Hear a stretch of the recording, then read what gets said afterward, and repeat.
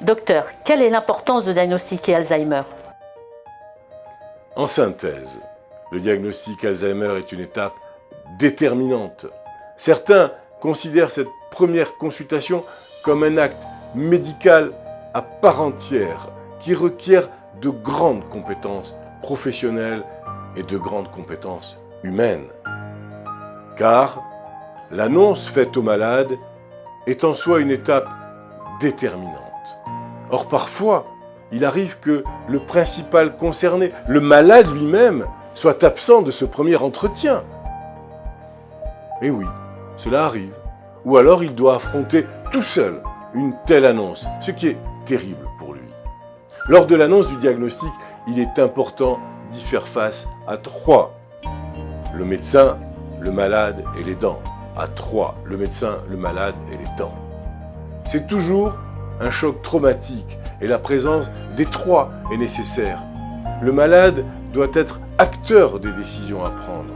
Ainsi, plus le diagnostic sera posé de façon précoce, plus la personne pourra être pleinement impliquée dans les démarches à effectuer, la mise en place du traitement, l'évolution de la maladie, les mesures de protection juridique que nous avons évoquées et qu'elle souhaite prendre pour l'avenir, les modalités d'accueil dans un établissement d'hébergement pour personnes âgées, dépendantes. Ce sont les EHPAD qu'il faudra qu'elle choisisse elle-même. La plupart du temps, cette annonce est vécue de manière traumatisante, même si parfois elle fait suite à un long processus d'incertitude, d'examens médicaux en tout genre pour aboutir enfin à un véritable diagnostic.